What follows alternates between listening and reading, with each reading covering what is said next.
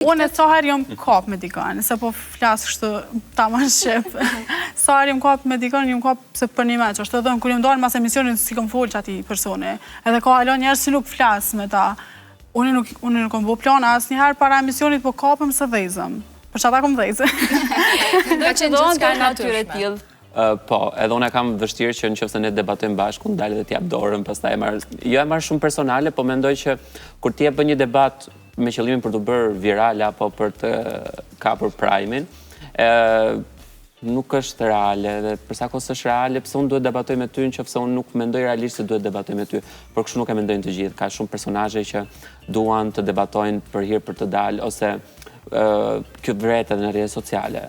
Unë kam pasur, duke qenë se jemi marrë me Big Brotherin që në Kosovë që në Shqipëri, kemi mësuar paka shumë tipologjinë e personazheve dhe gjithmonë është para çdo edicioni, përpiqen të bëjnë nga këto bifet online, para se të hyjnë që të hyjnë të dhezë gati. Edhe është kuptuar paka shumë kjo, po unë fakt doja të prekja të puna e gazetarëve, ka një diferencë edhe është e dukshme kur çdo ta shohim mes gazetarëve që janë profesionistë edhe atyre që pretendojnë të jenë gazetar, që thjesht punojnë në media. Të punosh në media nuk të bën detyrimisht gazetar. Gazetar të bën formimi yt, shkolla, jo domosdoshmëri shkolla në universitet, po shkolla që ti merr duke shkuar në redaksi, duke e gjurmuar lajmin, duke punuar në media të shkruar ose online ose televizive apo në radiofonike. Dhe ka një diferencë shumë të dukshme dhe këtë ne që jemi të profesionit e kuptojmë shumë qartë kur dikush është gazetar dhe bën dhe moderatorin ose moderatorin apo është thjesht person që del në televizor dhe flet.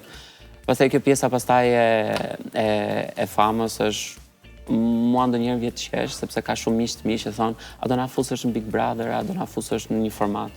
E them po ai e gati për gjitha kostot që të vinë, pra që ti nuk do të kesh ndoshta mundësinë për takuar një person për kafe, një kafe të rëndomt apo të dalësh në date lirshëm se gjithë njerëzit do pse bëhet kjo tash kur bësh i famshëm ose kur ke gjithë vëmendjen e rrjetit është gjëja e parë që do bëjnë njerëzit, pra do të flasin në rrugë, kur shkon për shopping do të të shohin, kur takon një mik do thonë tani këta janë bashk, po flirtojnë, pra je në sytë e publikut, a je gati për këto kosto, pastaj fillojnë mendohen.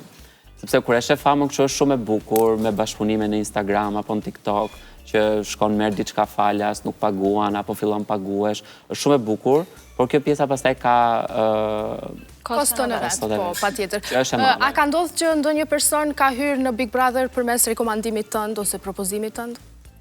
Propozim tim direkt jo, se nuk kam zgjedhur të hyj garant për dikë, se varet si shkon rrugtimi pastaj, edhe po një mikun tim të ngushtë e rekomandova tek ferma VIP, po me sa dukej nuk ishte formati dur, edhe ja kisha këshilluar që nuk është formati dur për ty, se shiko. Emrin nënte apo? Gjesi, po. Pavarësisht se shumë miq të mi janë futur pastaj në formate të tilla, po unë vetë direkt jo, sepse duke i ditur kostot e famës, nuk kam dashur të jem personi që drejtohem me gisht që ti